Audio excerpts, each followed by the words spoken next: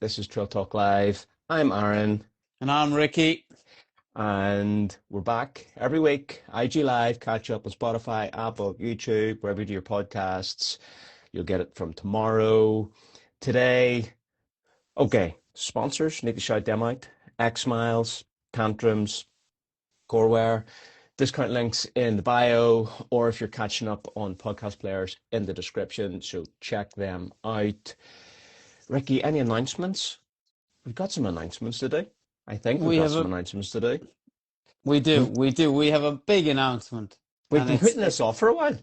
it ties in. It ties in with today's topic on training, on racing, on everything. Take it Yeah. away. So we've picked our early season race, or not so early, but like first half of the year. We know what race we're going to be targeting. We're going to be doing it together. We're going to be tying it into like a Trail Talk meetup. There's going to be some other things going on as well at the event. So we're going to the Swiss Canyon Trail last weekend of May. Uh, our mate, fan of the pod, Uric, is always going on about this race. He's done really well there. Says it's a great event, so we're going to check it out. And I think there's already like maybe 7 or 8 other Trail Talk community members going as well. So the TT Army will be out in force, but also like the list of TTers that are going to be at Swiss Canyon Trail, it's kind of a killer list as well, isn't it? Like there's some Yeah, battles, there's some ding dong battles going to be happening. there is. There's battles within battles. It's like the Josh and Danny. That's the battle we all want to see again. Part two. Yeah, There's going to be a great crew. I'm very excited to be running with Ulrich as well. Like, cause like I know he's the real deal. I know he's legit, and I'm just a big fan of what he's doing, and I can't wait to actually meet him in person and hopefully run some of it with him. yeah. And people were talking about a battle, but really we're talking about a team. Yeah, yeah, exactly. It is. It is a team. Yeah. And it's super, isn't it? Like it's deadly to have that race. Like there's other races that we'll get into it in the chat, but I mean there's other races that are coming later in the year. There's other races I'm looking at planning earlier in the year, and that one just sits in there lovely. So I'm very, very excited about that one. It's a good time of year. Certainly, if I was in Northern Hemisphere and I was thinking about Swiss Canyon Trail, which is, well, there's multiple distances. There's right from, I think, 30K right up to 100 and, is it 111, the 100K Yeah, race? 110 and 110, 110. I think. Yeah, yeah, Like if I was looking at a 100K race end of May, I would still be thinking about a 50K late February, early March, mid-March, something like right through March to be fair, as would be a good sort of training stimulus. So I'd still be looking out for something along those lines too, but I've got a load of things before that. So, and mm, also, I'm not coming out of winter. You'll be coming out of winter. You'll be, it might be a bit cold to race long as well, but my trajectory through the Swiss Canyon Trail is going to look a bit different because 2 weeks before it, I've got Ultra Trail Australia 100K, mm. then going over to Europe for Swiss Canyon Trail. So I haven't picked my distance, but yeah, we're going to be there in force, and it should be good fun. Yeah, yeah, yeah. It's like exactly. For me, it's like the year that I want to have will be 50K February, late February, early March. Then you'll have Swiss Canyons. I'll be doing the 110 because that'll be teeing me up then hopefully for a miler in August if we get in. So yeah, exactly. Fingers crossed. So then it's just that perfect like hit that one, hit the one in the middle, and then hit the big one. Yeah. Yeah.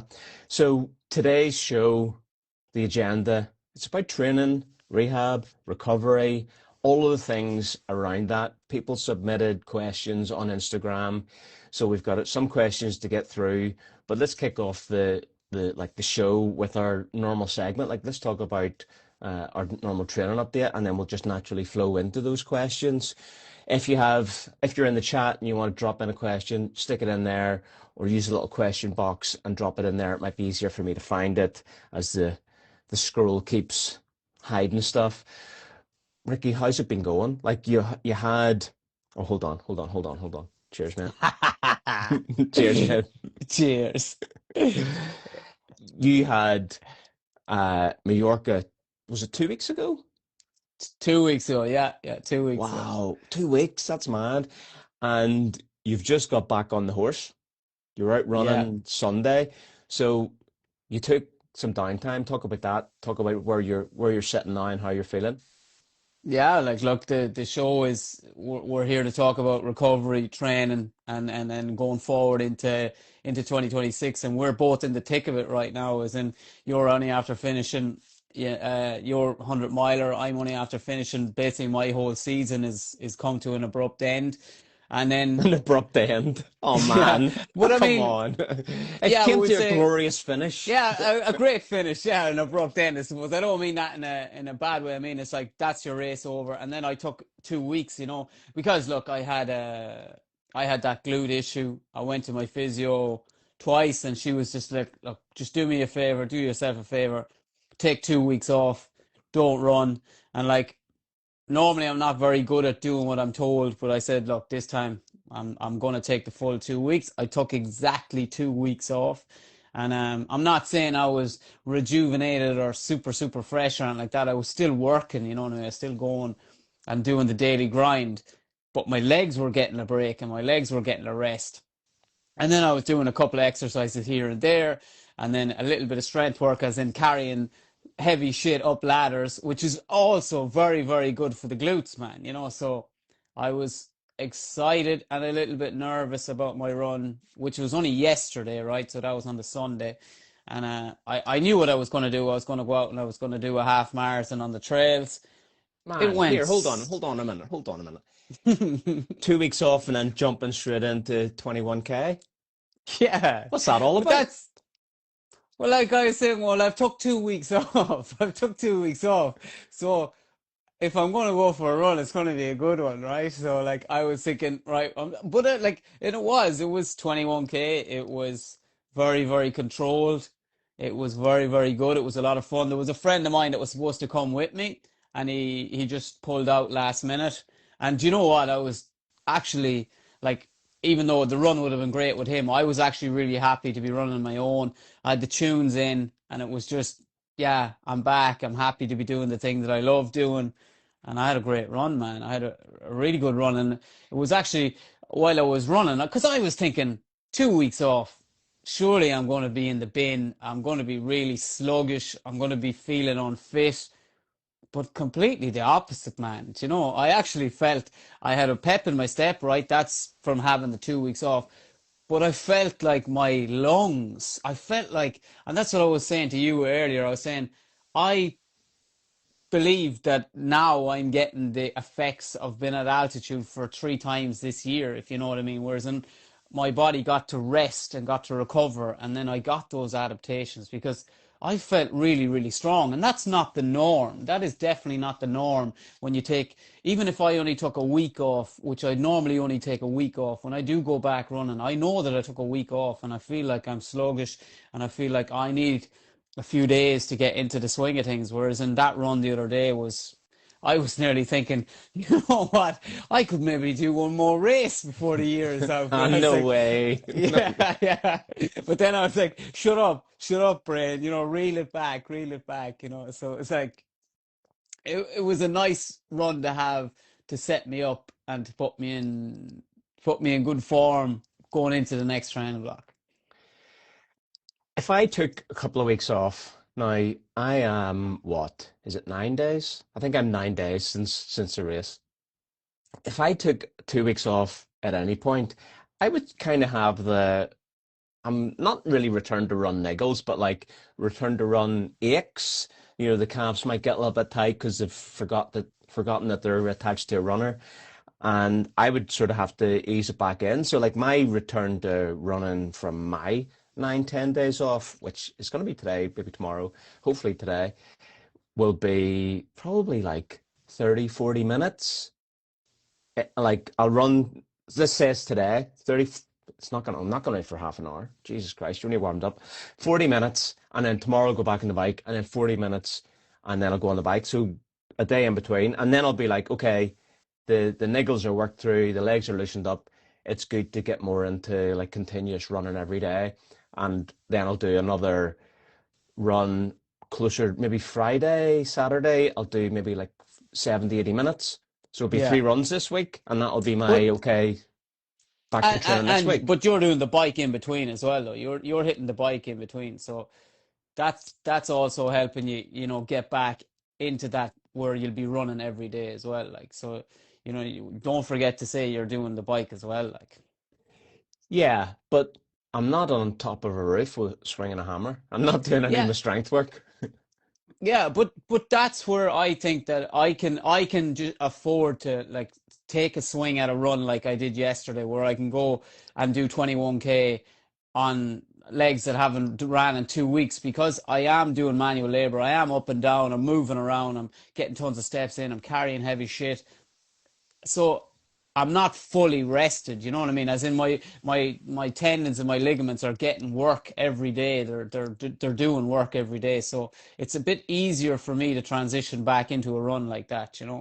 And and plus uh, I'm a bit of an idiot sometimes as well, and I just want to have It's fun. true. And It's true. yeah, and if I said, all right, I'm just going to go for a run on the blue way, right, which would be a flat green way or a Mm. bike path, let's say, I probably would have ran that a lot slower, and I would have just got it done, and I probably only would have ran for an hour because of that. But because I had that sort of giddy kid moment where I was like, well, I'm going to the trails, I'm going to the mountains, I'm going to the hills.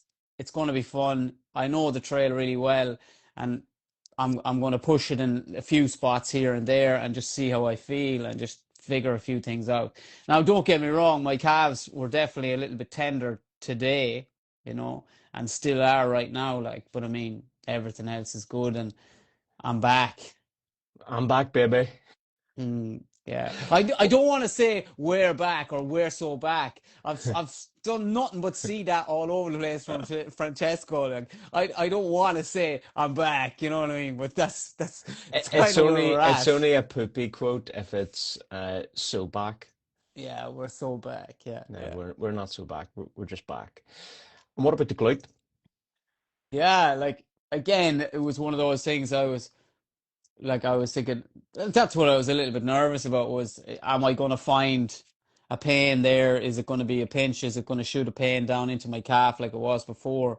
But actually nothing, like absolutely nothing whatsoever, like, so that was great. But then the only thing with that is I didn't run 40K, I only ran 20K. So it'll be one of those things where when I start to up my mileage and up my long runs, I'll have a better understanding of where I am at. Do you have exercises that you're going to be doing weekly because of the glute? Like, do you have a weakness that she wants you to work on? Not so much. She was just saying that basically I'm very, very tight in my lower back, and then it's all connecting down into my hip, and then that's shooting that pain down into my lower calf because it's all connected. Whereas in it's my back that's really jammed up and really tight. And like, look, I'm on a 45-degree roof today, slating, so I can't hide from that either. I just need to like make sure that I'm getting more regular physio. That's my problem, Aaron. My problem is I'm greedy for volume and I'm greedy for miles, and all I want to do is train. And then I don't want to go to the physio because I don't want to take a day off after going to the physio. Like that's kind of where I'm at. And the only time I can usually get to the physio is at the weekends, and I'm not missing my Saturday long run to go to the physio. That's my mentality, and I need to change that a bit and just get a little bit better and look after myself a bit better. The only thing I am going to start doing, right, and I did it the other day, and I started my run. I ran 2K. I stopped after 2K, and I did a ton of leg swings, side to side and straight up and down. I did 20 on each leg for a couple of sets, you know what I mean? And then that was it, started the watch and go again. And I'm going to do that every run now. I'm going to do that every run now because I still do think that, right, I am 42. I'm not Peter Pan, and I have to just do a few of these little things to help me moving forward so that I don't get injuries. I'm not saying I'm old and I need to look after myself, but they're just, look, it's you do the work now so that you don't get injured later, right? I hear what you're saying, yada yada yada. I'm hearing you can teach an old dog new tricks. You can, yeah.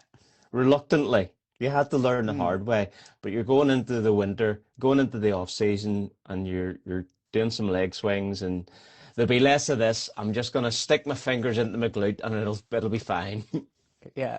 If if I find myself sticking fingers in any glute or any lower back or anything, I'm gonna stop and say, Rick, go to the physio. If because that's not a good idea to be just walking around ramming fingers in glutes. Yeah, no, good plan. So, like, let's just chat a little bit about our return to running. So, what's on the agenda for next week? Yeah, so next week will be just I want to hit a certain volume. I want to hit a certain amount of miles. So again, I'm going kind of. I'm not going big, but I'm probably going to hit around 80K, maybe 90K for the week. But a lot of that will be just easy running, That's and I'm easy only to going do, to do isn't it? yeah, exactly. And I'm gonna just do like a couple of 12Ks easy on my flat greenway, blue way, whatever you want to call it, bike path for people in Australia or America or something like that. Or And anywhere. It's a bike around path, a where, bike yeah, path. yeah, yeah. But it'll be lots of easy miles, and then what I'm gonna do on Saturday is Saturday, and think there's Holly, if Holly's in the chat, she'll appreciate this. I'm probably going to do a park run on Saturday because I just want to go and see where my speed is at, just so I have a base. It's like I like doing that. It's just before I get into a block of training, I see where my leg speed is at, and it's a little bit of crack. It's a race. I'll probably start at the back and work my way up. Hopefully, there's a few fast lads there that I can mess around with. Park run And isn't a then, race yeah, unless you're Ricky Wynn. unless you're anybody, everybody knows it's a race, but it's Next not a week, race. Ricky won the park run. Yeah, yeah. Yeah, so um, which park run is it? And like, are we talking? Is it something that you would normally do? Do you normally let's just call it what it is. Do you normally win it? Like whenever you do I this run? Yeah, yeah. I'd normally win that park run. And it's a really nice park run because it's 5K, it's like two loops, right? So you do a little loop of an island. It's like in the next county over, but it's not that far, like from me, right? So it's like you run around, it's all on trail as well. There's a little bit of Oh, like, really? yeah, it's like a trail and then like a bike path, but it's mainly trail. Like, yeah, it's mainly trail. Like you can run it in road shoes if it's dry, but if it's wet, you'd be better off running in a trail Right. shoe. And then you run out and you go across this bridge and you run around a little island, and then you pop out of the little island and you continue on the bigger loop then as well. So it's a really good, and it's like not out and back. It's a full like point to point kind of a race. Like it's deadly. It's class little park run, and it's just a long buster and it's fun. And like I can always then gauge like kind of where I'm at in that. I always know roughly where my time will be at, like where I'm for that a course like that. Like if you're in the low 18s or let's say the high 17s on that course, you could take a minute off that if it was like on a road run. So it's Okay. it's Yeah, that that's good context. yeah, because it is like it's definitely like a taxing enough and it's hilly enough, and then underfoot is a little bit like uneven and can be wet, can be slippy. So yeah. Well, this week I will do, as I said, a couple of easy runs. One, they'll all be easy, and then next week I will we'll talk about it next week, but that'll be more what I'm thinking about. Because actually, next week for me is a race week. Kosciuszko. Yeah, so what date is it? Today is 18th in Australia, so like Thursday week. is my 50K. So I'm doing the 50K at Kosciuszko. Had a brief look into the course yesterday just to know, and the mandatory kit, like what are they making you carry? What are the aid stations? They've Mm, actually got a drop bag, but I don't think I'll make use of the drop bag because there's only 1,300 meters of climbing. And for me, that's like, well, definitely no poles. That's runnable. And I haven't seen the course profile. Like if it was 1,300 meters and it was a flipping triangle your profile, then maybe you might consider it. But it's in all likelihood it's not. I think even it starts with a downhill. I think the problem with that race may be congestion. mm. Like it's self-seeded waves from what I read. And then let's say in terms of race goals, like where's your head at for a race like that? Like it's at the end of the day, you have to know, and you do know it's 50K. It's only 3 weeks. That'll be only 3 weeks after your race, right? Yeah, 3 weeks after your race. Like you know the crack. 100-mile races take a shit ton out of you. Lots of fatigue, lots of muscle soreness, and they just keep popping their heads up here, there, and everywhere. You know, just when you think you're ready to go again, they can wallop you. They can hit you. They can hit you hard. Like especially in the immune system as well. Like Yeah, I guess next maybe Monday, Monday week. So a week from now, I'll maybe do like a short session just to see how I feel with a bit of intensity. Like I'm talking about maybe like 2 minute uphill reps or something, and just see how I feel. Like if I'm starting to fatigue or I'm really tailing off at the end of the maybe these like 5 or 6 reps. If I'm really tailing off, then it's a sign for me. But I guess a 50K with 1,300 meters for me, probably thinking if I wasn't fatigued, that's like a 5 hour. If it was much over 5 hours, I would think that, you know, I'm carrying a lot of GPT miler going into it. yeah, yeah, But it's also not a goal race. Like I'm just going there to experience the event, experience the course, and, what's the worst that can happen? Go out there yeah. and, Look, fuck around yeah. and find out. Yeah, it looks like a great event though. It looks like a cool little race. I seen Steve Devlin, who he does me in the trail talk sometimes, and we know him, friend of the show. He's done it, and like he was telling me, it was a great race. And I watched a few YouTube videos. I remember like I don't know, was it Dan Whitehead on YouTube or something? He had a bit of a video up about it. It looked really good. And then Kelly, the Hoka athlete from Australia, I know she raves about it. I think she's going to be there. Is she doing? I think she's doing one of the races there as well.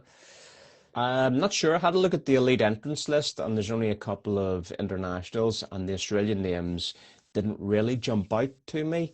I think that event might suffer some um, a lack of like competitiveness just because UTA, which is in May, is now a major. So if Yeah, people in Australia are just looking at a UTMB event for stones, we'll do UTA and you get double the stones. And then it's only a few weeks after GPT Miler, which is as of this year the Australian Ultra Running Championship race.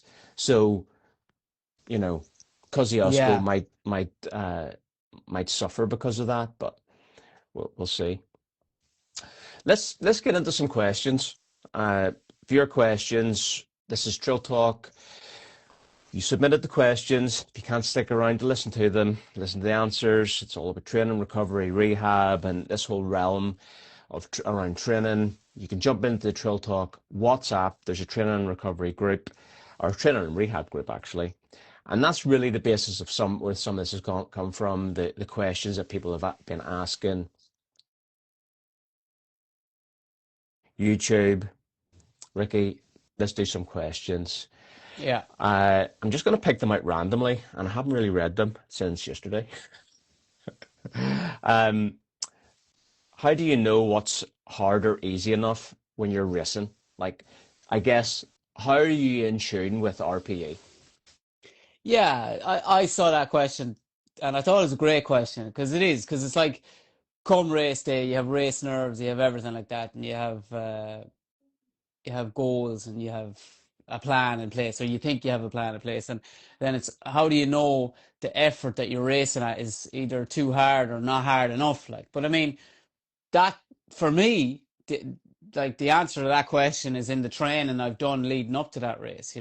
Like I enter a race straight away. I go on and I look at let's say it's a race in Ireland that I can win, right? And then I'll switch it to a race that I'm doing like in UTMB or something like that, where I'm looking for a position or a time. I would say Yeah. if it's a race that I think that there's a chance I can win that race in Ireland, I will look at the winning time, and then I will kind of schedule my training all around that winning time. So I will have a pretty good idea of the paces that I can hold and the paces that I need to hold for an extended period of time.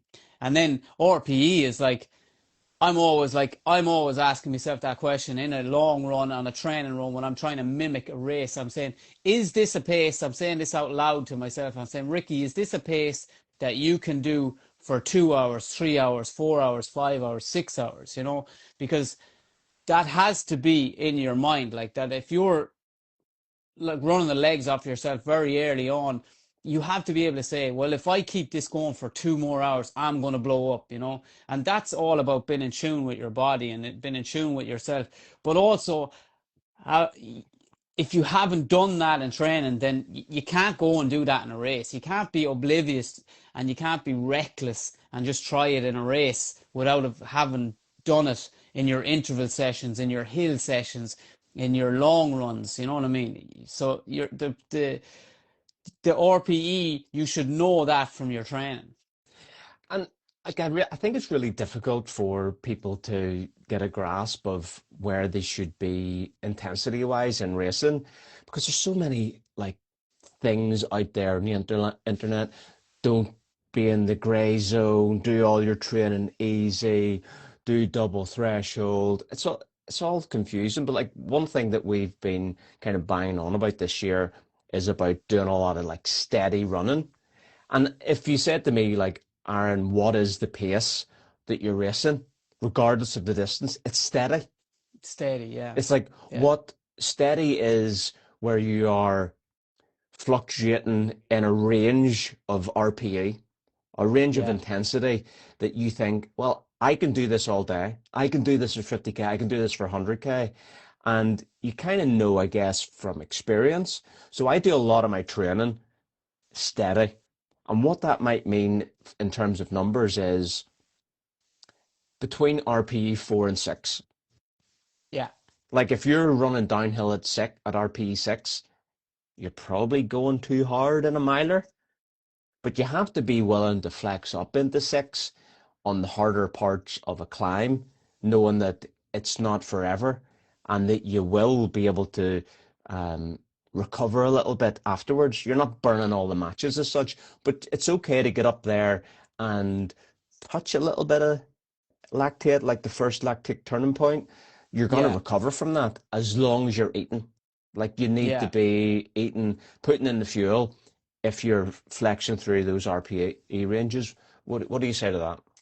Yeah, and also like within that, having an idea of the course profile. So do a little bit of homework. Like I'm not great for like obsessing about a course or something like that, but I will also do a little bit so that I know that if there's a climb at 25K or there's a climb at this, I have an idea of how high that climb is, how much ascending is in that, and then the descent's the same. I have an idea. Like I might know it exactly, but I have an idea so that I know that I can afford to push a little bit on some of those climbs because I know that they're not going to last forever.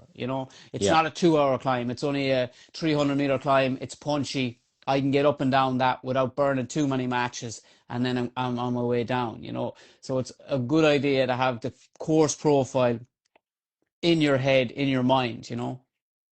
Yeah. Are we done on that question? Will you take another one? I think we're done on that one. Yeah, we're done on that one because I know there's one other question coming into it, and it's the grit question. I'll Oh get you to yeah. ask it out loud because they We'll kind of take we'll play take into that as well. we'll take that question now. Like Mm, what is it what does having grit mean is a question. And this kind of came, there was a good chat in the WhatsApp news and banter group yesterday. And my point on grit was grit is about kind of, it's not this toxic masculinity that people think that they get from David Goggins, and it's like Yeah. regardless of anything, you need to like break through this door and bite down and keep hammering. It's none of this bullshit. Grit is about knowing when to grit your teeth and get it done. But it's not about doing something that you're not capable of doing. Like, you have to be smart about it. It's about when the weather is biblically difficult, getting through that, gritting through it. Yeah.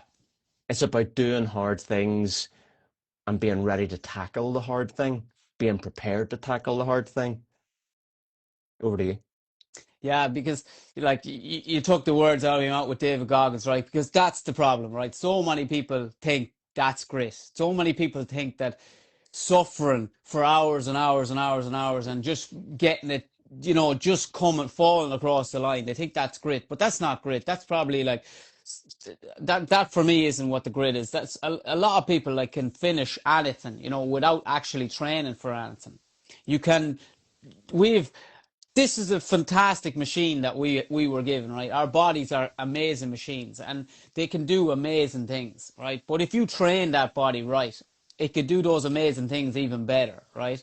And then at the top end of the scales, let's say at elite level, what's the difference between that elite guy and this elite guy? And it comes down to grit because they're both very good at running. They're both really, really good at running, right? So whether they're male or female, they're at the top end of their spectrum. But where grit comes into it is, like you said, when the weather does get shit, do they get soft and just drop? When you get an odd niggle in their calf or something like that, or their their stomach turns, 30k into a 100k race, and then it's just puke and rally. Can they puke and rally? That's grit. That's the difference, I think, because at the end of the day, they're all great runners, but it's that grit that defines how great they are. Yeah, and as Martin Perrier said once on the show, like that is one of the key factors when you go up the distance. You can be fit, you have to be fit, you have to be smart, you have to have grit, but you Yeah, can get all of those things through training and experience.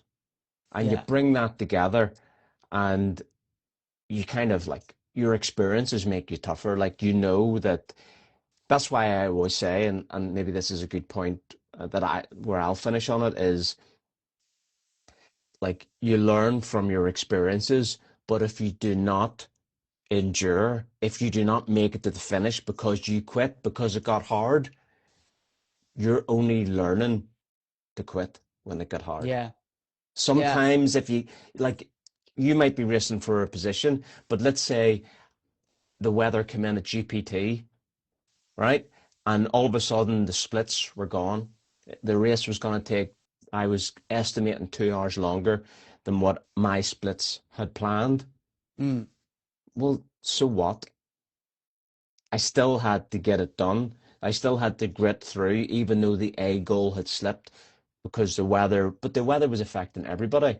Now, if I had just went, I'm not going to get it 28, 29 hours here, I'm not going to sub 30, yeah, yeah, yeah. it affects you. You need to be able to adjust those goals and keep going.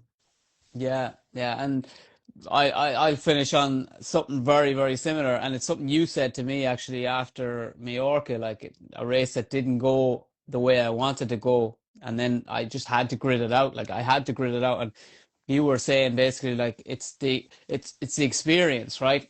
And you learn from those experiences, and then let's say a year down the line or whatever, 6 months down the line, the next time it gets tough, I will know that I have got the stones, that I have got the grit to keep pushing through adversity or when shit starts getting hard because I've done it before, you know what I mean? It's like a habit, quitting is a habit as well. Like, if you get used to 100%. quitting, you'll quit, so you just have to make sure that you've got good habits and good habit is finishing. Yeah. And you also got the UTMB stones, so double tick.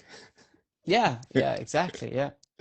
But look, we're not saying grit through shit and get injured. Yeah, You have to use your experience, you have to use your brain, but also you have to persevere and know that things do turn around. Like yeah, your feet aren't always gonna be sore, but this is ultra running, they're gonna be sore. Do you know what I yeah. mean? Like you're maybe just thinking about your feet, grit through it, keep going, because the descent is gonna be over it and you're gonna be going uphill again, you're gonna forget about your feet. Yeah, So it'll pass. It'll yeah, end. it Like always it'll end. passes. Yeah, Yeah, yeah. yeah. All right, next question. How hard do you go on the bike?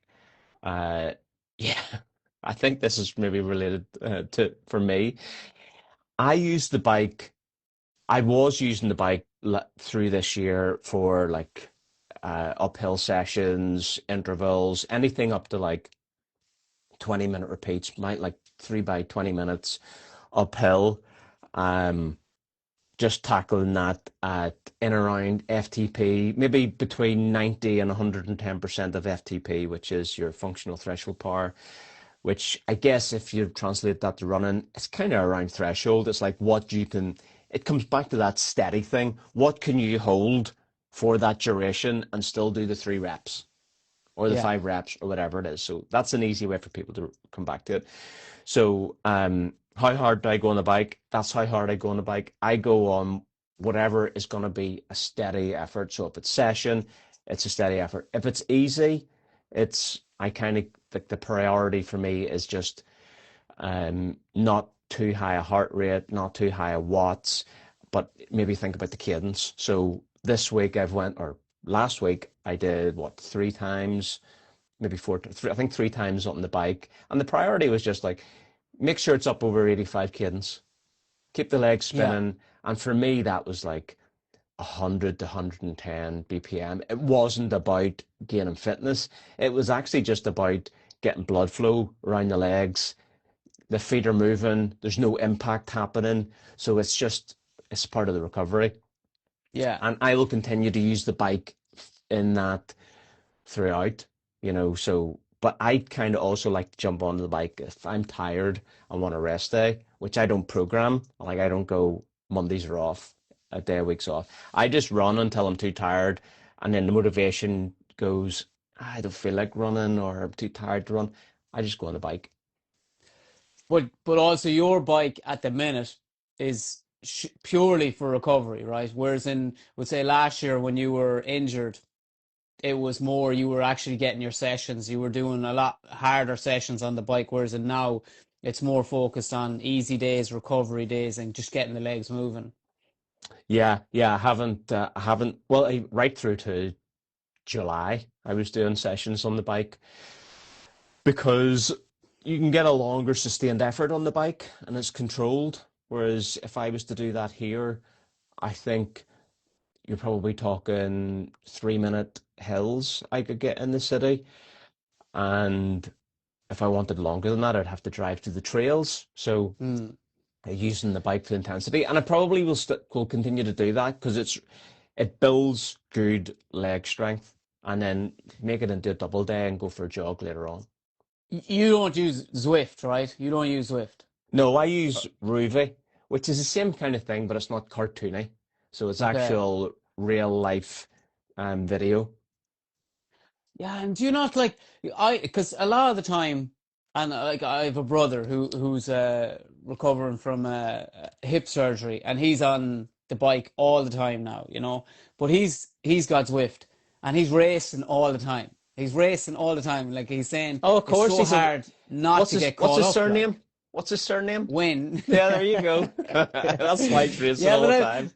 yeah, but so many people that are on Zwift get caught in that trap, man, where they're just racing all the time. It's like every time they hop up on the bike, it's power, power, power, power, power.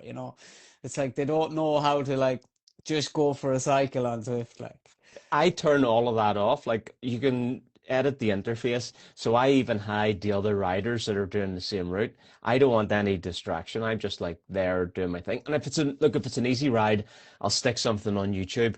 If it's a Yeah, session, I can like if it's an easy ride, I put Ruby on the phone, and then I'm not really looking at it, and I'll just watch something on the laptop. If yeah, it's a session, put Ruby on the laptop and I use the phone and I bang out the tunes. I turn on the speaker, I bang out the tunes, and it's just about, I mean, when it's time to go hard, go hard. Yeah, yeah, yeah. That makes sense. Yeah, yeah, totally. Right, next one. Is it helpful to do 2 to 3 shorter workouts per day before doing a longer single run? I think actually maybe the wording on this is instead of a longer single run, 2 to 3 shorter workouts. I'm pretty So, sure that's what it is. yeah, I couldn't quite grasp that question because like I was thinking, is that somebody saying, is it better to do doubles than Yes, do a long single? that's how I'm interpreting it. So let's take it from as that's the question. Yeah.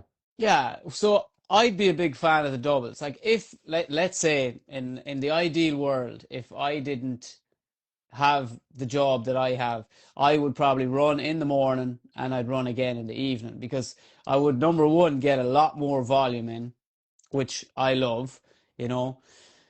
And it'd mean that I'd probably take the pressure off myself to do longer runs at the weekend when I'm trying to hit those numbers that I want to hit, you know. So doubles are a great way at just banking miles, getting the volume up. And then you can also like have a session in the morning or the evening, vice versa, and have a recovery, you know, to counteract the session, you know. And I think that's a great way to do it. And if that's what you can do and you're able to do that, then I would do that all day long. We'd say, let's say Foxy that was with me in Fontremo, he doubles nearly every single day, like Monday to Friday, and then he's got his 2 long runs at the weekend, you know? Like he does a lot of that. And when we were in Fontremo, we were doing 35K in the morning. No, sorry, we were doing 25K in the morning, and then we were backing it up with 8 to 10K in the evening. Now, again, I can do that because I'm not swinging out of a roof all day, you know. And in the ideal world, I would probably double a lot more if I could. You? Yeah, I think, I mean, if we think about just the science behind it, like it is less of a stimulus doing 2 runs over one. If forget about the workout, if we were just talking about two aerobic runs compared to one longer run, there's more of an exercise stimulus doing the longer run because your body's having to just endure for a bit longer. But if we're comparing like 2 1 hour runs to a single 2 hour run, the 2 hour run's better. But if we're Mm, able to get 3 hours over 2 runs instead of 2 hours in a single run, then the 3 hours is more volume and therefore it's better. But I think maybe the classic way is how you've said, do your session and then do a recovery. That's a yeah. great way to do that. But yeah, but you made the point, right? If the question then is which is better, like which is better for you, let's say you've got a 100K race coming up or you've got a 50K race coming up and you're doubling every day and you're not doing that long sustained long run, well then you're missing a trick because come race day you're going to get a land when you hit 30K, 35K and you're into your 50K, you know what I mean? Your legs are going to be gone and you might have all that volume done, but you haven't done, you know, that long 30K, let's say that long 3 hour, 3.5 hour run. And you have to do them. Like, there's no getting away from it. If you want to do 50Ks, 100Ks, 100 miles, you have to be doing long runs at the weekends, you know, or whatever day suits, but you have to be doing long runs. Yeah, that's a good point. Like none of what we're saying is in absence of doing other things. Every week you still need to tick the box of at least a workout. Like you need to do the intensity, you need to do the long run, and then you need to fill the rest of your week up with the easy stuff. And that might be 2 easier runs. I like personally, I think a couple of middle distance runs are nice during the week. Um, Yeah. I think if doing the same thing every day is wrong, Yeah. but like, maybe some days go long, some days go short, some days go medium, some days go Yeah. hard. And I think And there's maybe, that's it though. Yeah, that is it. Like it's like running is simple. It's this simple. It's a couple of easy runs, couple of faster runs, and a long run. That's it. You know, you need all of them. You need all of them. You can't just do all of one. You need all of them. I think this feeds into, we'll skip over a couple of questions and we'll come back to them because I think this feeds into the motivation topic and what motivates you uh, to keep going. What keeps you motivated, right? That's the question. And this was a good conversation also in the Trill Mm. Talk WhatsApp community. So link in bio or in the description if you want to jump in there and contribute to other questions. But for me, the reason I think about one way I stay motivated is maybe this will start it off like that is I do what I feel. I know what I need to do, but I don't have to do it today. I Mm. just do whatever I want to do today. Yeah. I know, like, let's just say it was a typical training week. Maybe it's pissing down outside. Maybe it's super hot and humid. Maybe today's the day to go, well, maybe I'm going to do a session and I'm going to do it on the bike. Is that motivating me? Maybe I feel like I've got a couple hours to do. I've also got some messages to do. I've got to pick up something. Maybe I run and do a long extended loop to the post office and then get a bus Yeah. home or jump on a line bike. I like to think about just keeping it, mixing it up, keeping it fresh. Maybe like there was some good suggestions. I think Ian put in a great list into the WhatsApp group. But like it could be new shoes. Maybe that's New what shoes. motivates you. For me, that's like the bottom of the list of motivation because I think the new shoe motivation wears off after you've worn them like once or twice. Whereas if you've got strategies just to deal with the motivation, whether it's mixing it up and doing whatever feels right on the day, based on the weather, based on what's inspiring you, maybe you feel like running trails, maybe you feel like running hills, maybe you feel like running along the coast, maybe you feel like running on the bike path. Like if Yeah. you can just have the flexibility to what's motivate me, I'll do that. You're gonna Yeah. have better training, more enjoyable training, and you're gonna be more consistent. Yeah. Yeah, exactly. Like for me, I would have said in that question because it was one of the lads who was just like in a bit of a slump and he was finding it hard to get back into running, you know. And it is funny, we all do it. Like we all get into a bit of a funk and we mightn't feel like running this day or that day or whatever or da da da. For me, it's like I always have a goal, right? So I think if you have a goal like whether that's a race or a session that I want to do or a course that I know or a loop that I know I'd like to go and do that and see can I run that quicker than I ran it before. I sign up for a few races, get my season underway, and that's not it's not like it's motivating me to train, but it's basically there. That's it put in place. And once something's put in place, well then you signed up for that, so you have to train for that. So you have to start training for that, whether you like it or not. Because if you don't, you're going to regret it come that race or come that event that you're going to do. So sort of take that procrastination out of it. You know, sign up for something and then you're just going to do it anyway. You know, you have to go to work every day. That's the way I look at it. Like it's like I have to go train every day. And again, this is coming from someone who likes training. I love training, so I never feel like yes, there's days I don't want to train, but I also know that I always want to train, if you know what I mean. Like it's like, okay, a bit of me might be, oh, I'm tired after work, da da da. But I know the minute I get out the door, I'll enjoy that run and I'll be glad that I went for that run, you know. And then you just kind of get into that routine of, right, I'm getting home from work, I'm getting out the door, I'm getting my run done. That's it. That's the day doesn't end until I get my run done. And then it's done, you know. Then Then I it's can have chill. me tea. Then Then it's it's chill chilly time. time. Chilly time, chill time. Yeah. I think it's important to identify procrastination and overthinking. And it was one of the questions too. How do you deal with procrastination? There's so much of this. Like I find it really important to shut that down early.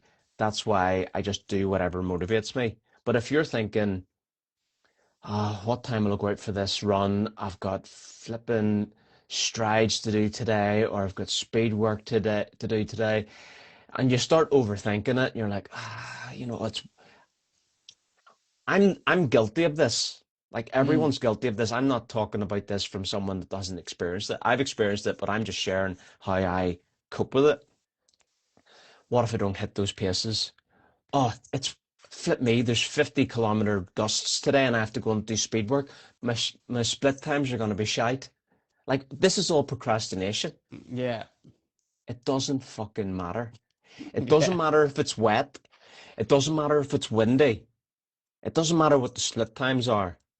Your body is still getting the benefit of getting out there and doing it. yeah, So how do I deal with procrastination? I do whatever motivates me, but I quickly shut it down with it doesn't matter. I cycled through it so much in GPT. It doesn't matter.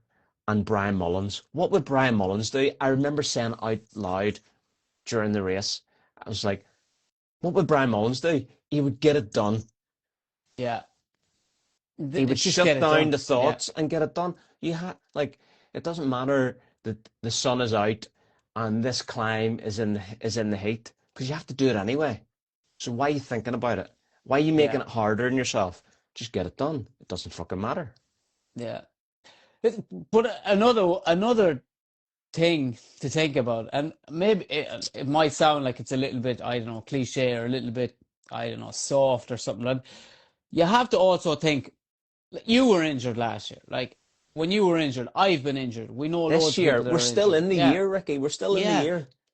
yeah. And like I know there's loads of people like in the Trail Talk WhatsApp group that are probably injured as well, right? And then somebody's coming on talking about, oh, I'm not motivated to train. You know, those people, it take your legs if they got half a chance. You know what I mean? They would rip the legs off you and start running in them because that's what I do. I would be just chomping at the bit to go train. So I do always tell myself little things like that, like man, I'm so lucky I get to do this. You know, I'm so lucky that I actually have a machine that can do this, you know. And I always say it like I'm 5'2", I'm 5 foot nothing, I have little short legs, but man, I can run fast, you know. And I'm so grateful that I can do that and that I can run fast. And like I always say little things like that, like, and it's just to be grateful that you're able to do it, like. And I think that's motivation in itself, you know. That's if that doesn't make you want to get out and run, I don't know what will. Just lace the shoes up, get it done. I was so grateful during the miler. I was saying it to myself and thinking about it that like after the setbacks of the spring and the summer, to be out there and doing it and 12 hours in, 20 hours in, 25 hours in, 30 hours in, and I still hadn't fallen. I still hadn't wobbled on an ankle. The whole time I just kept coming back to feeling like grateful that Mm, I didn't have a classic training block. It was also the first training block that had led to a race that I had been self-coached. mm. I'd had various injuries. I just felt grateful. It was like, I'm doing this and I'm doing this well. And And I'm getting this it done. feels great. Yeah. So anyway, let's move on to the next question. Has your dedication to process-oriented training made you a better person and how? That's a long one. That my little brain, like I said, 5'2", short legs. When you're a small person, you have a small head, small brain. Because I find that that question hard to break down. As in, uh, is it? Explain that to me, like I'm Ricky Wynn. Has structured training made you a better person? Do you think the your dedication to training has made you a better person outside of running? Oh, I would imagine. Yes, 100%. Because number one, I wouldn't be a very nice person to be around if I wasn't running. I can tell you that. Hey, if I was an injured runner, I'd be a nightmare. But I do think that having a structured uh, lifestyle where I enjoy training and I enjoy putting myself through a little bit of pain and having the grit and having to do all these things, it makes you a better person, I think. You know, it makes you more aware of other things as well in your real life. You know, it makes you more understanding of other things as well. But I definitely think it has improved me as a person, even from my days as a footballer. We'll say when I was playing football, I didn't train the way that I train now. You know, I would have trained just for football and whatever. I think that I've come on as a human being, as a person. Yes, I've got older and maybe a little bit wiser, but I think that I've improved as a person and my personality's got better. I remember I was more of a little cocky, annoying dude when I was playing football, whereas now I think I'm a, A a mature nicer gentleman. person, a mature person who's sort of like more understanding of what other people are doing as well, and I don't know, more compassionate to how other runners are feeling and stuff like that. Yeah. Dedication to something, consistency to something, doing things that are difficult consistently. But also, you have to, one of the other things you have to do as a runner is you spend a significant amount of time each week being greedy, Mm, dedicated to you, dedicated to your training. So I think one of the other qualities that you learn is you have to know how to balance life, whether that's balance it with work, balance it with training, balance it with family. Like you mm. have to know how to strike the balance. You can't just all be doing what you want. So that's another thing that kind of comes alongside the consistency of the training. Yeah, but that and that one could go either way, depending on the personality of the person as well. Because if you are dedicated and you are obsessed, because at the end of the day, we are obsessed, right? I think we've all got obsessive natures as well, that we go all in on everything, you know. But like you said, you have to be careful that you're being very aware of other people around you, that you know that you're not consumed by everything that you're doing and you think that what you're doing is more important than what is actually going on in the real world, because it's not. Let me tell you, it's not. And nobody really gives a shit what you're doing. And don't get ahead of yourself and don't be an idiot, because nobody really cares, only you. So just make sure you don't stray too far out of that bubble. I don't think I've ever told this story, and Gary in the chat, being selfish. Yep, you have to be selfish at times, but you have to Mm, also know that you have to balance it. You have to balance the scales at home. What are the scales? Kids, wife, partner, whatever it is. And as I said, I haven't told this story ever on the podcast, I don't think, but I definitely got my ear pulled at one point whenever I started to get into ultra running, and my wife was doing a master's, right? So she was mm. flat out, she was working normal, and then the weekend she was studying. And guess what I was doing? I was training for my first 50 miler. Now we're going back like 13 years or something at this point, 14 years. So I was going away all day. I was driving to the Moor Mountains, meeting my mates, going for big long runs. Oh, what will we do tomorrow? We'll do the same again. Yes. And that went on for like a couple of years. And I didn't have to balance the scales because she was busy with doing something and I was busy occupying my time because she was busy doing something. But after she finished that, and I was in this routine of probably doing like 20 hours a week, which was maybe 10 hours of that was two long runs, probably. I had to like rebalance it. And a conversation was had like, you know what? Like, there's a there's a family here, there's a relationship here. You can't be fucking off Saturday and Sunday and going and doing long runs with your mates. And I had to come to that realization, like, yeah, I'm in this relationship because I want to be here, and I need to reset what's the right thing to do. So it's important to balance the scales. It's important to not be selfish, but when it's time to get out and do your long run, it's also important to be selfish then. Don't be Yeah. going out and doing your session going, I have to get back to take the kids to the park or some shit like that. Dedicate the time so you can be selfish when it's time to be selfish. Mm, mhm. Trina does always, my wife does always say to me, which do you prefer, me or running? You know? And like, I hate when she does that. She asks me that question a lot. And like, I suppose my answer would always be like, my life would be shit without running, but it'd be way worse without training, you know? Yeah, So that's kind of the way you weigh it up. Like I don't want to lose either Eve, but I definitely don't want to lose her over running, if you know what I mean. So you definitely have to compromise. But that's what it is, right? It's a compromise. And if you are with somebody who does love you, they'll support you as well. Like, you know, and as long as you just don't take the piss, it can work out really, really well. exactly. Like you've got one life and you need to be able to do the things that you enjoy, the things that you love, and that applies to everyone in the house. And one of Yeah. the things that you love is running, but there's something else that you love as well. So keep the Yeah. scales balanced. Life lessons from Trail Talk. Let's go. Yeah. That was good, I think, huh? Yeah. All right. Please talk about the easy versus hard versus easy session balance and how you mix strength work in. Well, that'd be easy for me, but go ahead, Ricky. You take this one.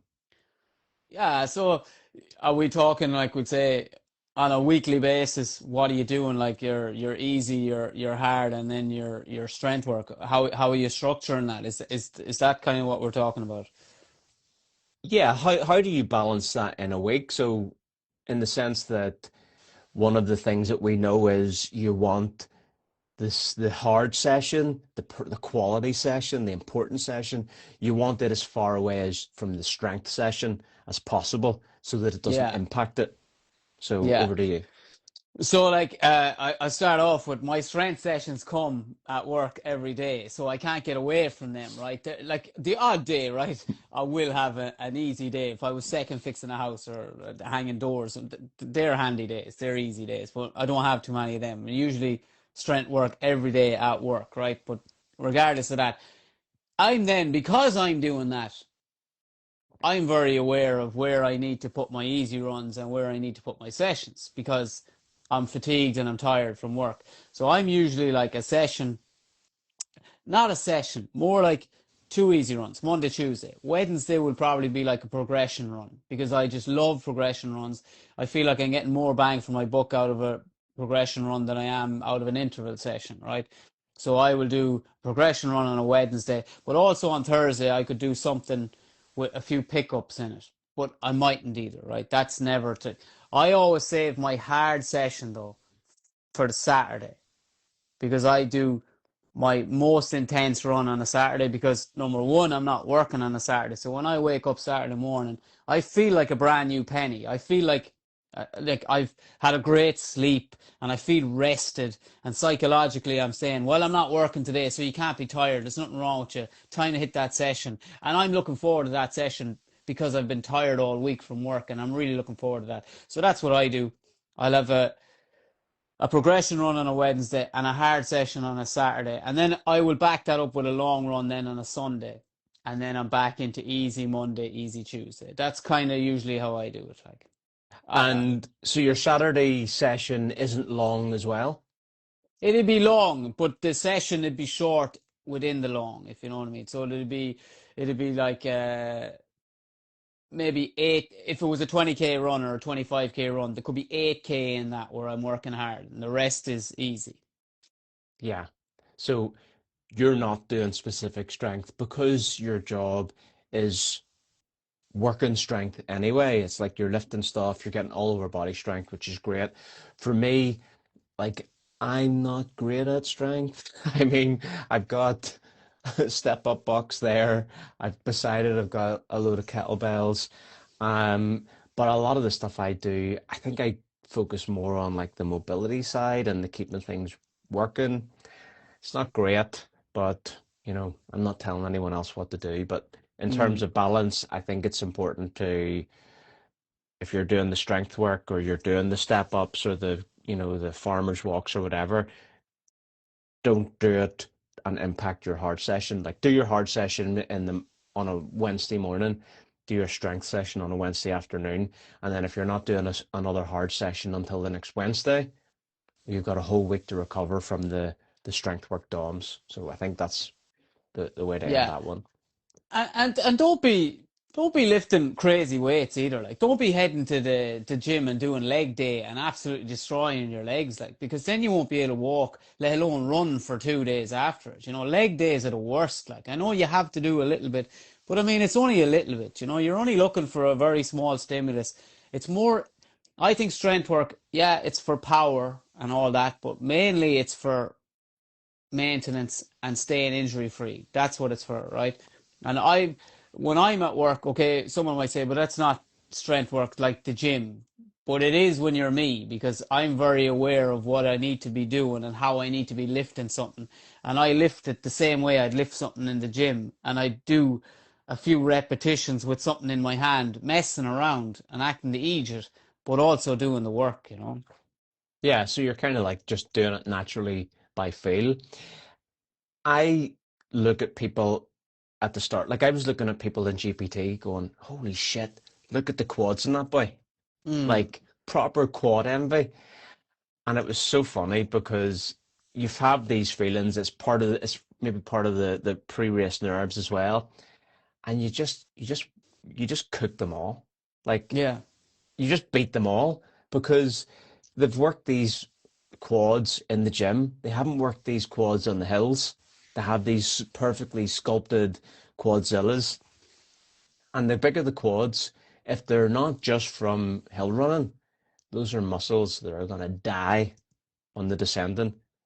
My muscles don't come from the gym. yeah, The few muscles I've got are purely from running.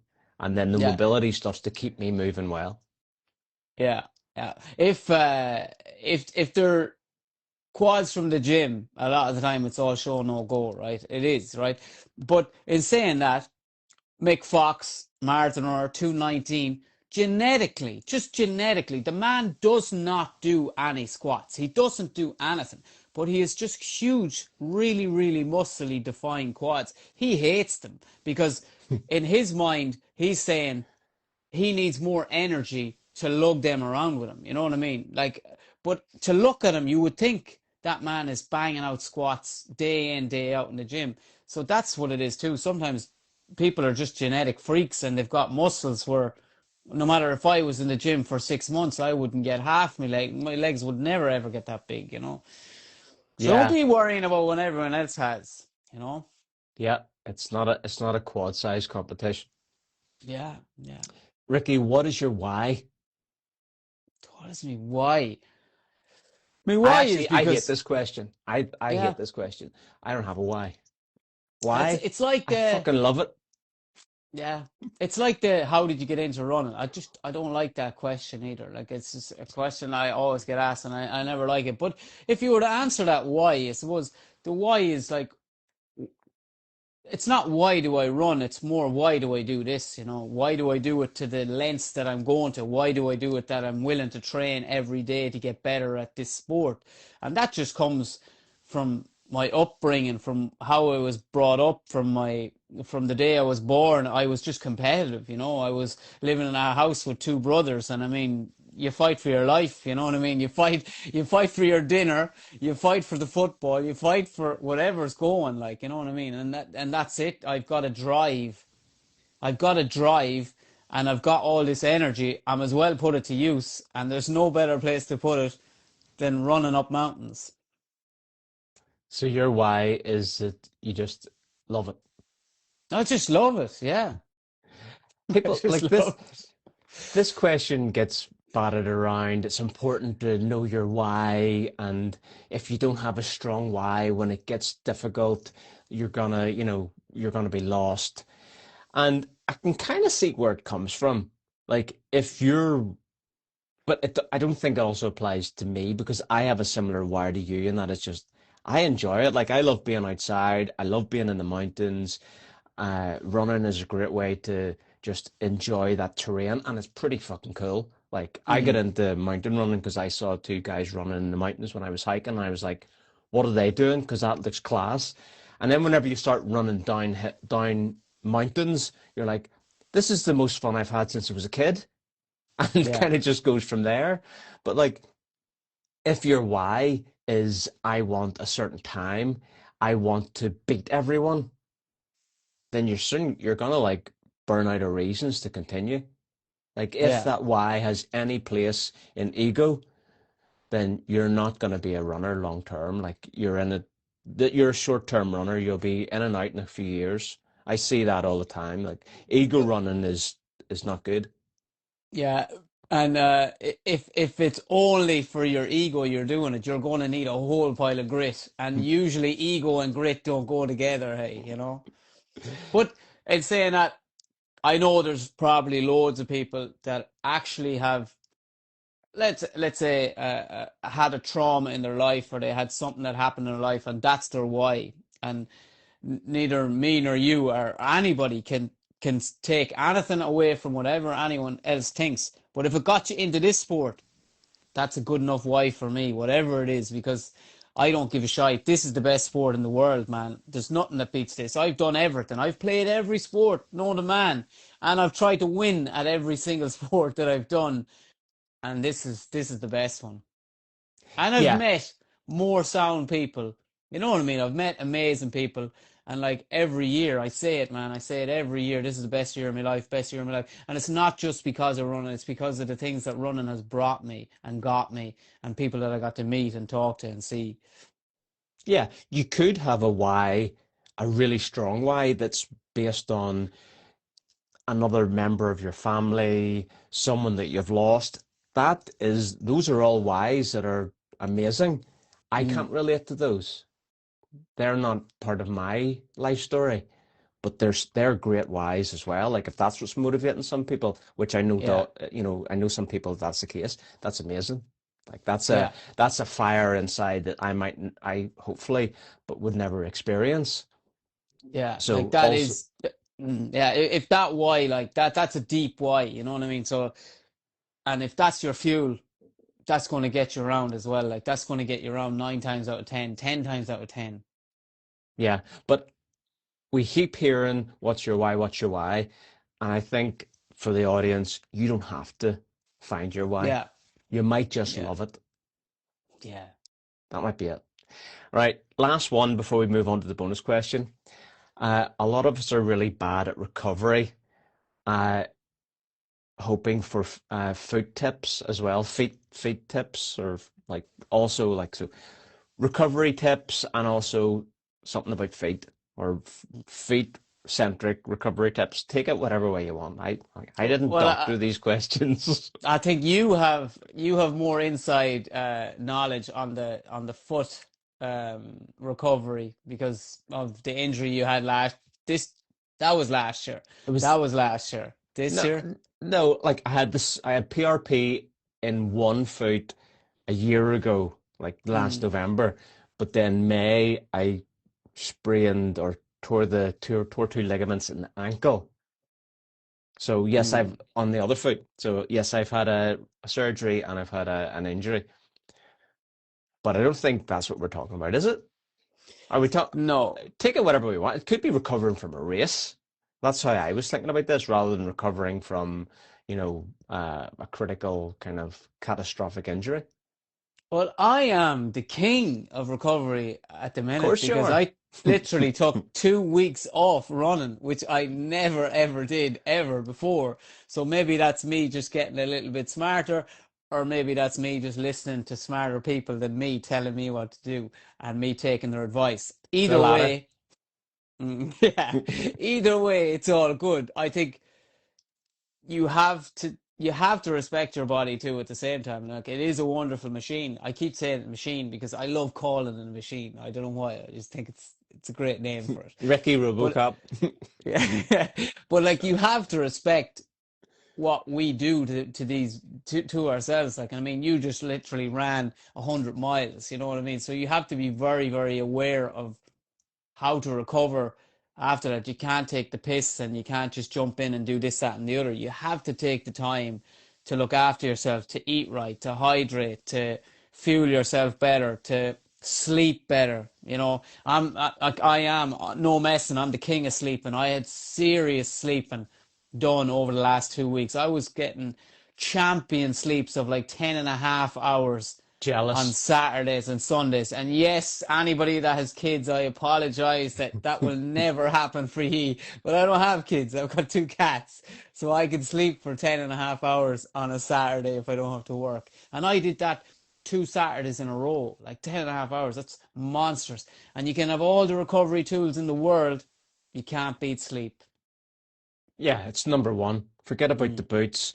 Forget about the ice bath, the sauna. These are all like the one percenters. Yeah, you can yeah, do all them if you want, but it doesn't like supersede getting at least 8 hours of sleep. Like yeah. I that's number one for me is get to bed early. Last night I went to bed at 9 o'clock. My like I have to be in bed by half nine because I mean, for a start, it's an early start for Trail Talk. Mm, Like for me in the Southern Hemisphere, we're hitting go live at 7:30 a.m. here. Do you know what I mean? Like we're caffeinated, we're ready to go early, but I need good sleep. I haven't been getting great sleep since the race. I certainly like I had really good sleep the night after like the day I finished the race. I finished it just before 5 p.m.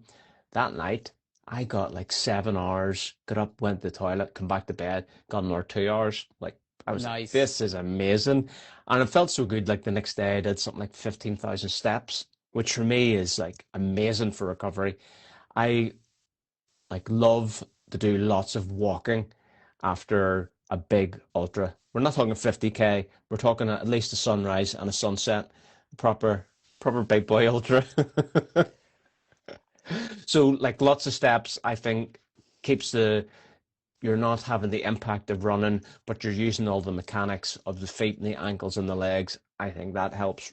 Um, like the movement, you almost feel more natural to move than sit still after Yeah, these big efforts. So for me, sleep and movement are important, but no intensity. yeah. I think the if we were talking the day after a race, I'll do exactly that. But and I think you do this too, right? Whereas you do as much walking as you possibly can, right, to get the blood flowing again. But also when it is time to sit down, you get your legs up. Get Oh your yeah. legs up, because I don't know about you, but I end up like getting like swollen ankles, so my ankles swell up, and that can happen for like the first 3 days after a race where they just keep swelling up. So as much walking as I do and get the blood flowing and then legs up and get them elevated and flush the system out again and then some more walking around. And I think, yeah, your body responds really well to that. It can come around quick, like as long as you're again sleeping and eating right, movement is key, like. Yeah. And like getting your feet up, do it as like so much time will just pass if you're doom scrolling and you're gonna like scroll the gram, upload your pictures or whatever. So it's important, like just lift the feet up for 30 minutes. I did Yeah, that several times after the race. I had no swelling in the ankles. The only thing I got swelling from was the drive the back two drive. days later. And it took me another day to get that out of the legs. So Yeah. Well, sure, that's that's the same. important. That's the same as you getting like me flying back from America. You know what I mean? Like the 12-hour drive for you, like it's like that's not ideal. That's not ideal for recovery, but you got to do what you got to do sometimes. Yeah. And then on like food tips, I guess like I'm not somebody, I'll preface this with I'm not somebody that gets really that many foot issues. I had no blisters from the race. I had a few hot spots that never materialized. I think it's really important with feet to know what works for you. Like have the socks tested, have the socks pre-washed if they're brand new, know the shoes that work for you. How do you know this? This is the stuff you always wear in your long run for that block. And if it Yeah, doesn't work, you're swapping it out and you're refining it so on race day, you're not doing anything new. yeah, I don't lube the feet. I don't do any of that. But during GPT, because the kind of the ground was off camber a lot, I did start to develop some hot spots and straight away I stopped and I tightened the shoes so that there was no movement because I was yeah, like, if I keep doing this, like hotspot, it's what does a hotspot lead to? Leads to a blister. When you get yeah, the blister, too late. yeah, You've got that blister until way after the race. So Those are like what I would do on foot stuff. I know some people Yeah. will lube their feet and stuff. I've never really found that I've totally needed to do that. Yeah, some people have taped their toes, everything individually. You know, some people wear the Injinji socks. Look, I'm very lucky. I don't really ever get blisters, never really get hot spots. Race in the same shoes. And there was a question asked actually, um, because I said that I race in a brand new pair of Tecton X3s, right, in Mallorca. And there was but I thought you weren't supposed to. That's not a brand new shoe to me though. Would say this is the thing, like I'm on my like fifth pair or sixth pair of Texan X3. So that is not a new shoe. It's not like I'm trying out a shoe that I've never tried before. So slipping on a fresh pair is just a fresh pair of a shoe that I've tried and tested, and I know that they don't give me hot spots and they don't give me any feet issues. You know, my toenails don't bang off the front of them. And that's the other thing. We'd say, I think a few years ago, I used to bang my toenails a lot more, and I used to get black toenails. And I don't get them as often as I used to, whether that's the shoes are fitting me a little bit better and there's a little bit more room in the toe box, or my toes just got used to getting beaten up and falling off. Would say at the minute you'd be proud of my feet, Aaron, because they're in really good nick. I actually lost a nail only the other day from, I think that was from the World Champs, but I think it was actually like one that was clinging on from Western States or something, you know, and it was just clinging on, and I got rid of it there the other day, but there's a brand new nail in under it, you know what I mean? So my toes look great now, hey? I can't wait. And like, that's a good point on the Tacton X3. Stick on a new pair. I think some of the thing about shoes is you know that shoe. If a shoe works for you, you should be able to take it out of the box and run a long run. We're not 10 years ago pulling a La Sportiva out of a box that needs broken because Yeah, it's normally the upper, the heel collar. It's normally that needs broken in rather than the midsole or the lugs. It's the upper that needs broken in. So you know that shoe, it works for you. It's got a sock like upper. What is there mm, to break in? Absolutely nothing. yeah. Yeah, exactly. Whereas in, like, let's say if it was something like the Mafate Light, if it was that shoe, I know that that shoe needs a bit of break-in time. As in, just around the collar, on the first few runs, there's a little bit of rubbing on the Achilles. I know that that's what it does. So I am not going to take that shoe out of the box and race in that without putting at least 20 or 30 kilometers in it. But the Tecton X3 is a shoe I can take out of the box. Yeah. All right. Last question. It's a bonus question. Let's go. Killian Jornet, registered for Yeah. Western States 2026. The GOAT is coming back. The GOAT is going back to Western States. Ricky, oh, I love it. Can he win and under what conditions? That's the question. Can he win? Like, I know you're his biggest fan on the planet, but I also am a fan, right?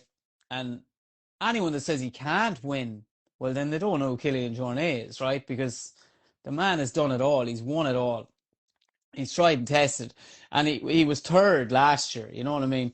And he wasn't coming in off the back of a tremendous year. He was coming in slightly injured, if I'm not wrong, like because he had an injury in Chianti, and he followed that through all the way to Western States, and it still wasn't 100%. Like, so if that man comes in fresh, I'd be I'd be saying, yeah, he can definitely win it. Yeah, and and also Jim gave himself a niggle which put him out of states. That all came from Chianti. Yeah. Killian isn't racing in this year because he's, as a returning top 10 runner, he's taken his place. So, like, he doesn't have to put anything in the books before states. So he can come in perfect, ready to go. And one other thing on that, I would say, is he chose to go back. If he's deciding to go back, then he's backing himself. Yeah, And if Killian Jornet is backing himself, watch out. it's kind of, did it surprise you when you saw that? Yeah, I didn't think he'd go back. Like I didn't think that. I was thinking, I know he can go back. Of course, he can go back. He was third, so once he's in the top 10, he can choose to go back. But I didn't think he would. Like I thought maybe that was it. That was a little bit of nostalgia, a bit of what if I'm going to try that and then move on to something else. But I'm so excited to see that he wants to go back. That he's kind of like the little hamster upstairs has been spinning around saying, "Do you know, we could win this. We could have a right good go at this year. Yeah, I think it's really interesting that he's going back. He's always motivated by competition, Mm, and it's super competitive. He's not got the he's Killian, he's amazing, he's great at lots of things. He's got grit, he's got endurance, a great hill runner, a great descender, whatever. Like he ticks all of those boxes. But Americans are great runners, and mm. if it's just straight running, that is maybe one of his like if he's a 10 out of 10 and everything else, he's maybe like a 10 a 10 minus on the running on the running part. So there's I think it's competitiveness that has Yeah. drove him to go back. Well, And that's it. Yeah. do you think he's getting it out there and he's trying to like bait Jim into going? I think he wants to race Jim. Yeah, maybe, maybe. But I mean, the way he would have looked at that is last year, like he would have been in the mix with, five or six lads, seven lads maybe at one time. And it's not that often that he would be in a group like that and been pushed that hard for that long. And I'd say that really excited him. And he was thinking, you know what? These lads are fast. This is exactly what I want in my life right now. I want this competitiveness. I want this competition. I want to be driven. And it's all looking look, we're getting another treat, right? Like it was a treat last year to have Killian there, like especially for us that was there. So it's going to be massive again. Yeah, there's no way I could go back to States next year unless you got in.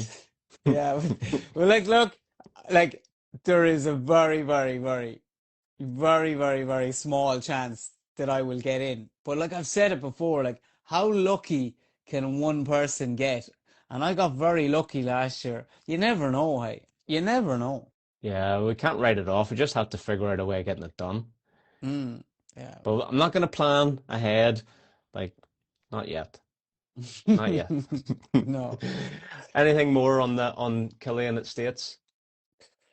No, just excited for it. Just very excited for it, yeah. 100%. And people say I'm his biggest fan or whatever. I'd like to think I'm more of a Killian advocate.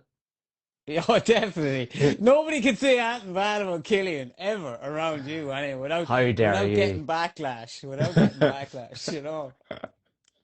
You and Leo Boyle are his two biggest fans on the planet, or his I two think biggest advocates. I think Lee likes normal more than he likes Killian at this point. Mm, But I love racing. I love yeah. competition. And even like, yes, I would love Killian to go and win states because it would be a great story. But I want to go and see him have a great race. I want to see people throw down. I want to see fast times. That kind of sits above just the win. Yeah. Like I want to Yeah. see him have an amazing. I want to see it be an amazing race. Yeah, if he does get the win, that's because it was an amazing race. Because it's not just like he's going to go there and walk it. It's not. Yeah, He has to be on it. Like it has to be. He has to have the race of his life to win it. yeah, yeah. All right, moving on. Last round of the World Trail Majors is this weekend. It's also in the Trail Talk Fantasy League. Link is not in the bio. Ask for it in the WhatsApp. We'll throw it in there. Ultra Trail Cape Town is the last round of the World Trail Majors, and it's also shaping up to be quite a close race. There's multiple people that can win the championship. So if you're into fantasy, join the league. It's a bit of crack. Upcoming podcasts. I've got a podcast dropping on Thursday night in Europe, Friday morning in the Southern Hemisphere with George Knight, second at the GPT 100 behind Caleb Olson, 21 years old, Ricky. top Australian miler now. He Yeah. by second at GPT, he won the Australian ultra running championship. So All with a big smile on his face too. massive Yeah. smile, 21. Only like this first ultra is just over like a year and a half ago, and now he's done a couple of milers. Like Yeah. the guy does it on smiles and his real joy. So that podcast drops later on this week. George Knight, remember that name. Last week, dropped the podcast with Tom Jolie after his third place at Templier, coming back from the UTMB DNF. Another good podcast with Tom. He's always fun to chat with. And that's it. We'll be back at the same time next week with other things to talk about, and we'll figure out what we're going to talk about before the show, right? Yeah. Oh, can I leave on one thing? You I got a can. gift. I got a gift the other day, Oh, right? yeah? Let's see. Yeah. Let's see. I don't want to lose. Take. So these are the Mafate hike. Have you seen these? Have you I seen have, them? yeah. I haven't seen the colorway you've got, but let's see them. So there, right? Right, that looks like Hoka. Oh, Jesus. I wouldn't have said they're white. I wouldn't have said they're white. Oh, they are beautiful. They're crazy, but they look. Hello? Right, two things, Yeah. Ricky. One, we need you to post a picture of them into the Trill Talk WhatsApp. Share a picture with me. I'll stick it into the broadcast channel as well for anyone that's listening to the podcast and not watching it. That I was can a imagine that humongous will be, mafade. yeah. That would Lit be a sticker emoji. That would be a sticker emoji for sure. Yeah, that shoe was bigger than your head. I have a very small head. And that's a very big shoe. Yeah. All right, wrapping up. Join the Trill Talk WhatsApp. The links are wherever you get your links. And also, why don't you leave us a review on Spotify? We have, I think there's like 50 or 60 reviews. Drop us in a review. 5-star ratings only, please. If you don't think it's 5-star, what are you even doing at this point? Like you're at the end of the show and you're not even willing to leave a 5-star review? Get out of here. All right, Ricky. Doesn't fucking matter. Keep I'll see you showing next up. I'll see you next week. Peace. Peace.